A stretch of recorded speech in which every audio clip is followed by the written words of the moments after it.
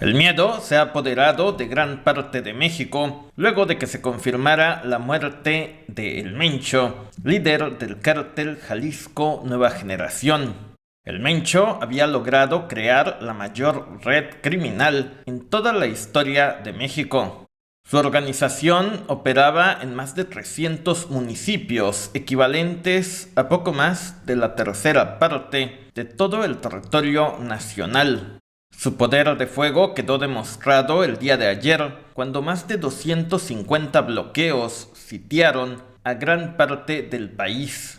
Con la caída del Mencho, la pregunta es, ¿qué sigue para México? Y de eso hablamos en este video.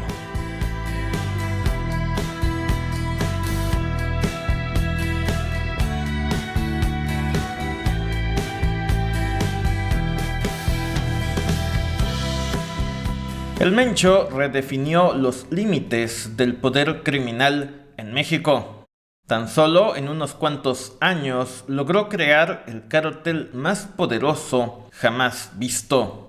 Su nombre generaba miedo y pánico en la sociedad mexicana. El llamado Cártel Jalisco Nueva Generación era el equivalente al Oxxo del narcotráfico. Es decir, que a diferencia de lo que creemos, los cárteles en México no tienen un sistema de mando vertical, sino más bien se trata de franquicias donde los distintos grupos criminales se reparten el territorio. Todo bajo la dirección y el control del Mencho. Este sistema hace que aunque captures al Mencho, el cártel puede seguir operando, solo que lo hará con mucho más desorden y violencia.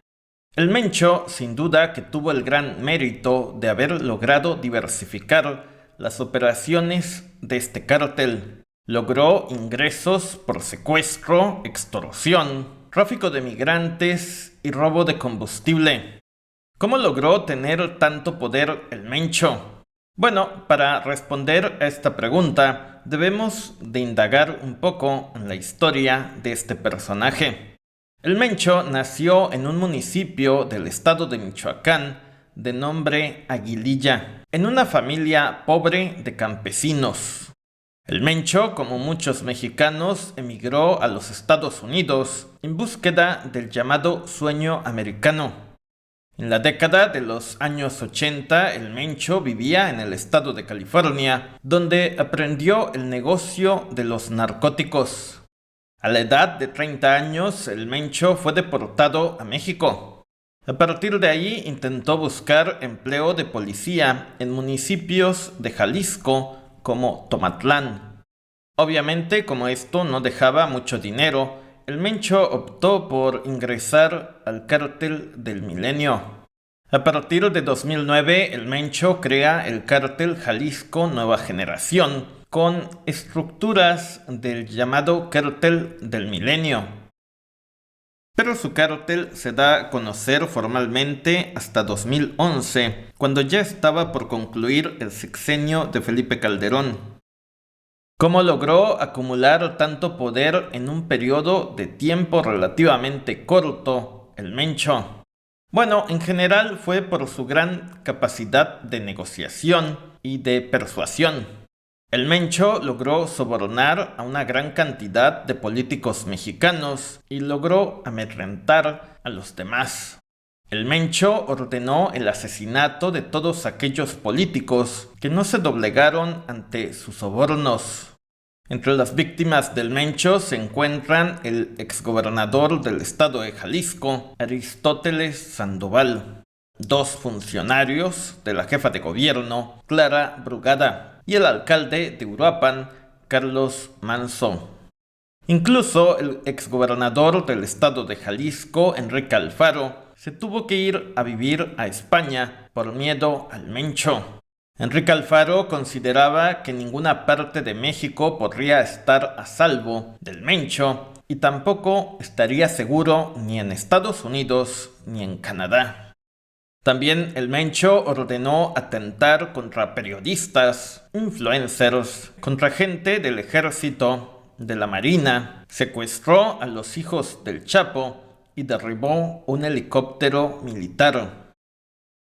La verdad es que todas las crisis de seguridad que le han estallado a la presidenta Claudia Sheinbaum habían sido causadas en su mayor parte por el Mencho. Desde lo de Teuchitlán, en Jalisco, pasando por el asesinato de los colaboradores de la jefa de gobierno, el asesinato del alcalde de Uruapan, Carlos Manso, y más recientemente el alcalde de Tequila, que resultó ser un empleado del Mencho. Por lo tanto, para la presidenta de México, deshacerse del Mencho era una prioridad. No tanto porque con su muerte se vaya a acabar el narcotráfico, sino porque era necesario dejar muy en claro que nadie puede desafiar al Estado mexicano y seguir operando de forma impune.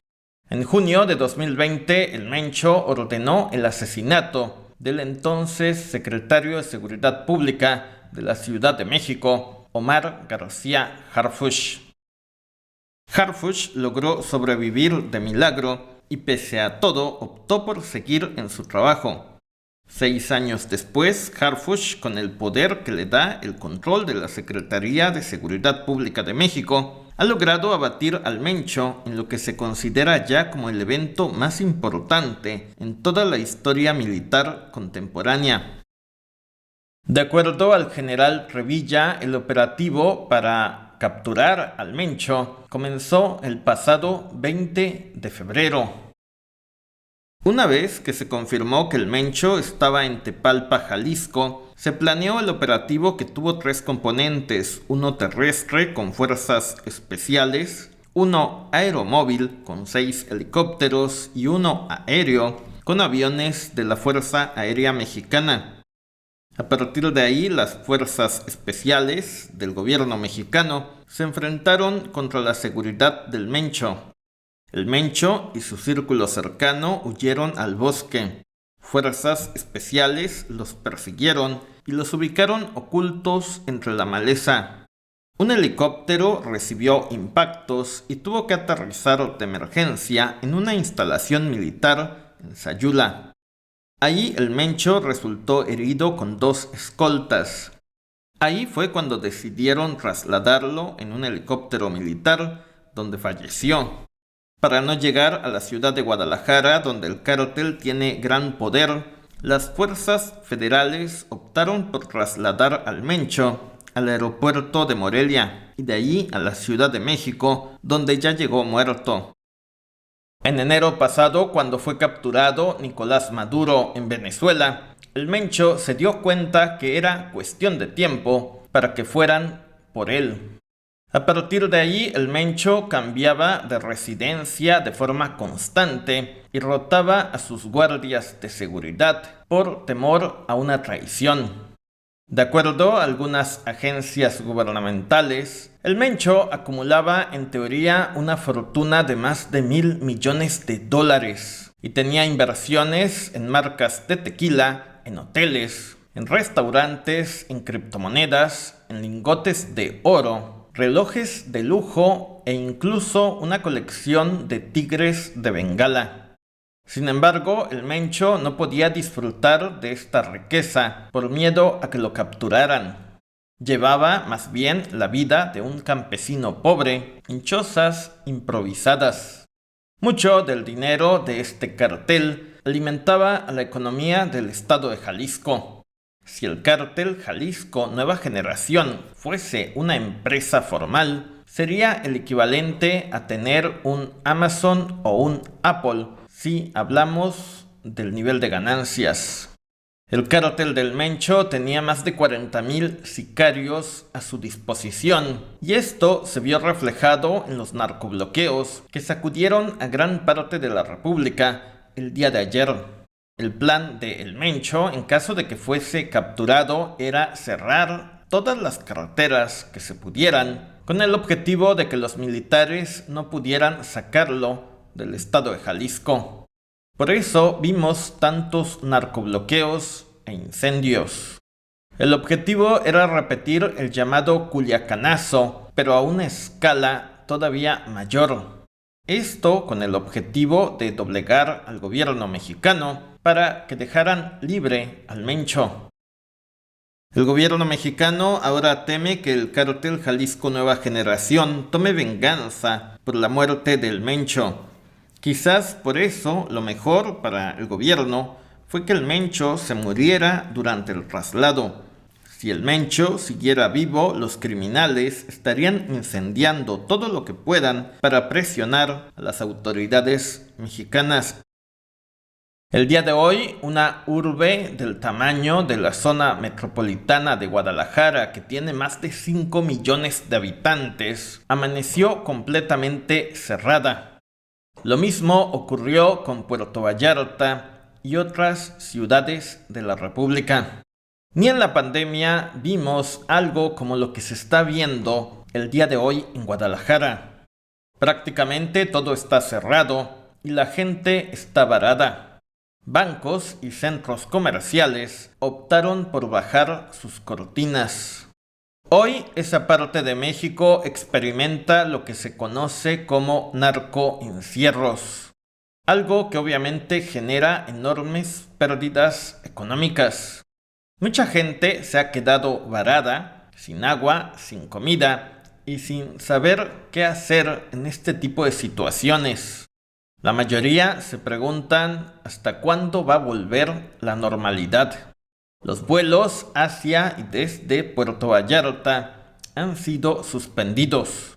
El golpe al turismo en esa parte del país ha sido brutal.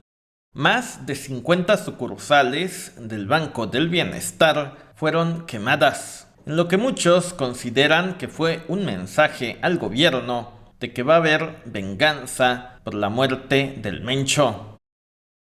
El miedo del gobierno es que el cártel tome represalias ahora que viene el Mundial de Fútbol. La duda es si se va a poder llevar a cabo un evento que reúne multitudes, como lo es el Mundial, en una ciudad como lo es Guadalajara. La verdad es que el costo de detener al Mencho ha sido enorme, aunque dejarlo operar era ya insostenible. Por lo pronto, el gobierno de Claudia Sheinbaum ha dejado muy en claro quién manda y quién tiene el poder en México. Omar García Harfuch, por otro lado, se lleva el gran premio de ser el funcionario mexicano que logró acabar con el narcotraficante más buscado. Para Donald Trump, la caída del Mencho también representa un triunfo. Recordemos que el gobierno de Estados Unidos acusaba al Mencho de estar detrás del tráfico de fentanilo, algo que deja miles de muertos al otro lado de la frontera. En conclusión, lo más probable es que entremos en otro episodio de gran violencia, de la llamada narcoguerra, que parece que no tiene y no va a tener fin. Esperemos que Jalisco no se convierta en otro Sinaloa y que la gente pueda volver a la normalidad lo más pronto posible. Y bueno, en enero cayó Nicolás Maduro, en febrero cayó el Mencho. Déjenos en los comentarios quién cree que siga en marzo. Gracias, suscríbete, seguiremos informando.